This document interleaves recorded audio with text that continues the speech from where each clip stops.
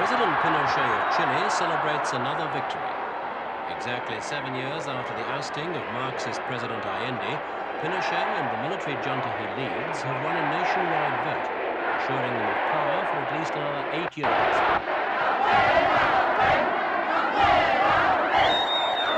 The Pinochet plan also means that the ban on political activities continues for years to come. That can only confirm the image of Pinochet in many countries as a brutal dictator, and yet the people here are hailing him as their hero.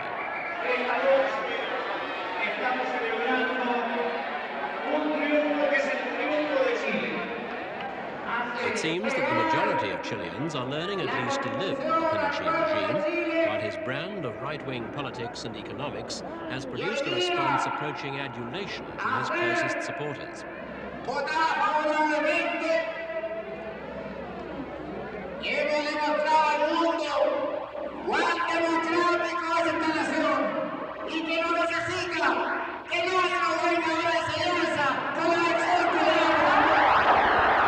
Chile's main cities today have a calm and prosperous appearance.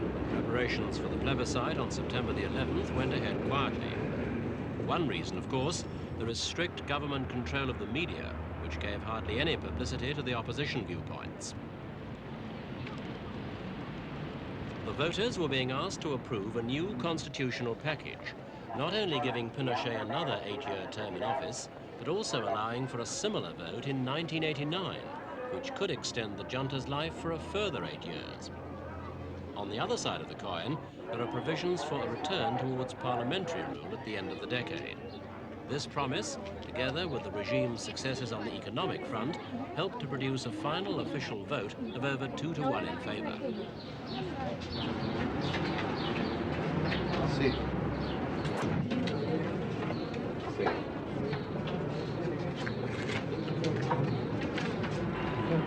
A sharp contrast to today. In 1971, Fidel Castro was Allende's honored guest. With Cuba's help, Chile was set on a course towards a bright socialist future.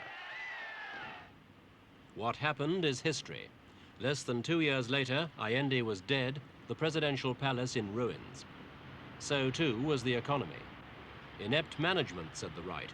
Sabotage by big business and conservatives, said the left. The fact was that the country was facing bankruptcy, and the military coup quite possibly forestalled a full-scale civil war. At last, the Moneda Palace has been restored, eradicating the scars of the 1973 fighting and helping Chile to present a new face to the world.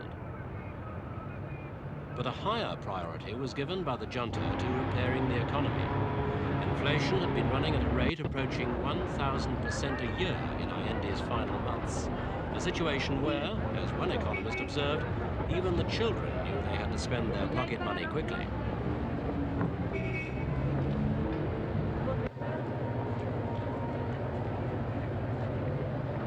Now business looks good, especially for shopkeepers. There is no shortage of customers for the wide range of goods on sale at reasonable prices.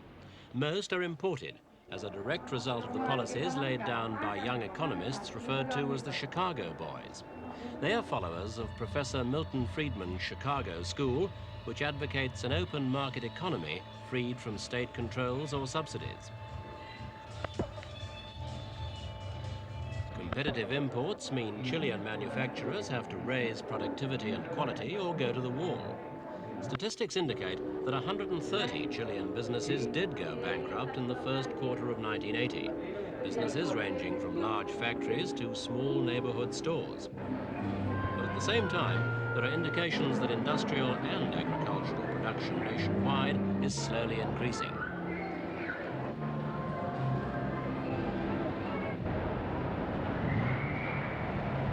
In the banking sector, tough government action in limiting private credit helped to cut down the domestic pressures for money supply. For greater control, the central bank introduced a daily monitoring system of the various banks' balance sheets.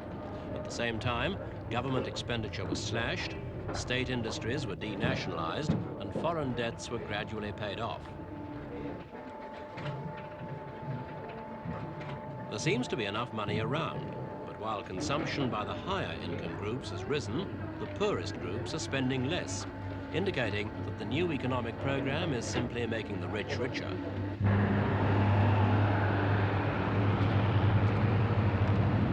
Official employment figures could be helping to disguise the numbers of people out of work, about 12.5%. Many municipal workers are among the 170,000 Chileans belonging to the government's minimum employment program.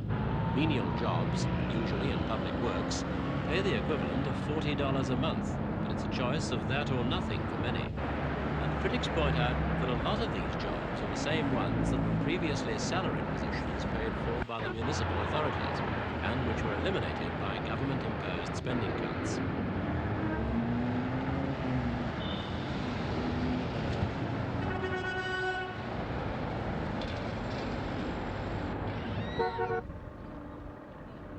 Outside Santiago lie the Post-Allende slums, a shanty town which is home for those right at the bottom of the economic ladder. Some are drawn into the government work schemes or draw a subsistence-level social assistance. But it is hard to say whether they have been much affected by successive changes of government. The Post-Allendes were here under the Social Democrats and under Allende too.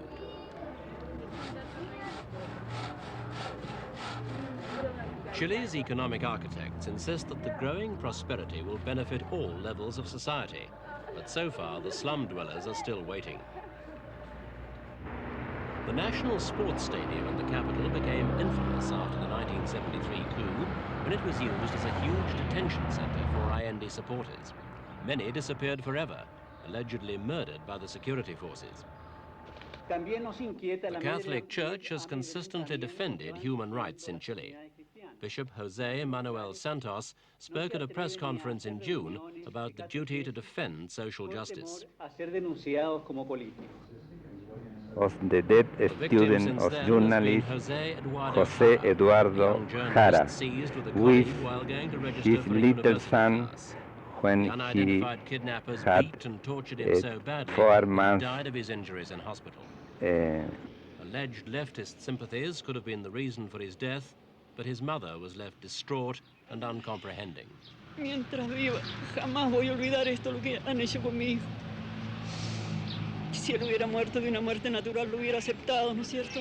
Pero este fue un crimen. Para mí, no es, como madre, no es ninguna otra cosa.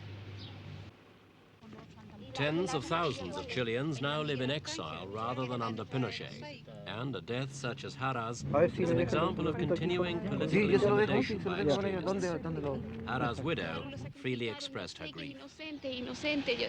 Eduardo nunca se dedicó a otra cosa nada más que a trabajar y estudiar, y vivíamos en una pieza, y en esa pieza nosotros vivíamos con miseria, con hambre, y Eduardo alimentaba a su hijo, me alimentaba a mí, y yo no tengo recursos económicos, yo no estudio ni nada porque yo postergué mi vida por él.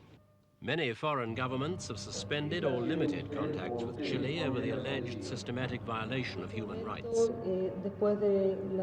A young woman with joint Chilean and British nationality, Claire Wilson, spoke at a press conference in September to accuse the security forces of mental and physical torture.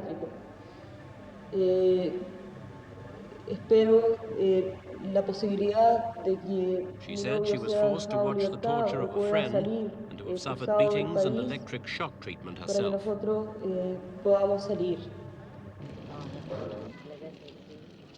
Violence breeds violence, and in July, in a busy street in the capital, it caught up with the director of Chile's Army Intelligence School, Colonel Vergara.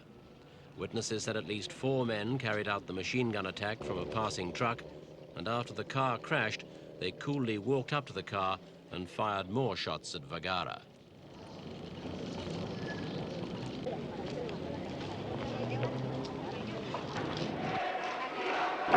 More legitimate means of protest against the government erupted on the streets shortly before.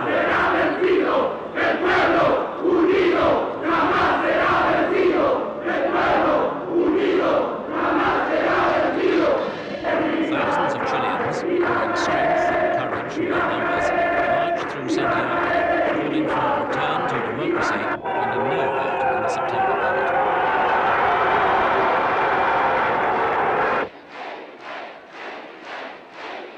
Former Chilean president and leader of the Christian Democratic Party, Eduardo Frei, was the main speaker at the anti-government rally, the first major opposition gathering since 1973.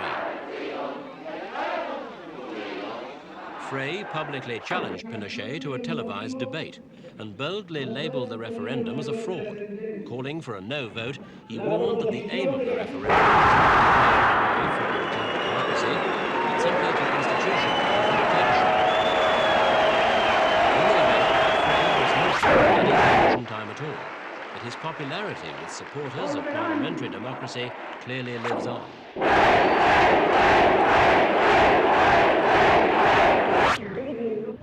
Whether the referendum was a fraud or not, the majority of Chileans appear to accept that with the economy on a sound course, they'll have to be satisfied with promises of democracy in the future.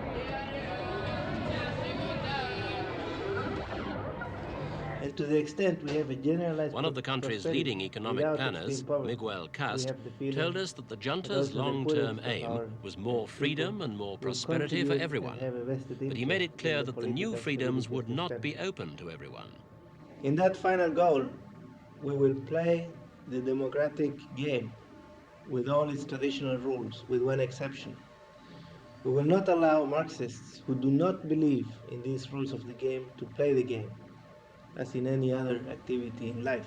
People who do not believe in freedoms, we're not going to let them play the game of freedom.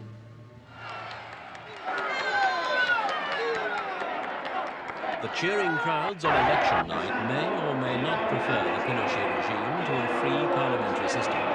But, impressed by Chile's economic recovery, they have assured the junta of at least 9 more years in control. The national flag flies above the eternal flame in commemoration of the 1973 coup that toppled Allende. The junta really sees that coup as a moment of national rebirth, and according to the inscription, there is a new national hero too. For the moment at least, Pinochet's Chile is a land of economic freedom, but as yet there's little room for democracy.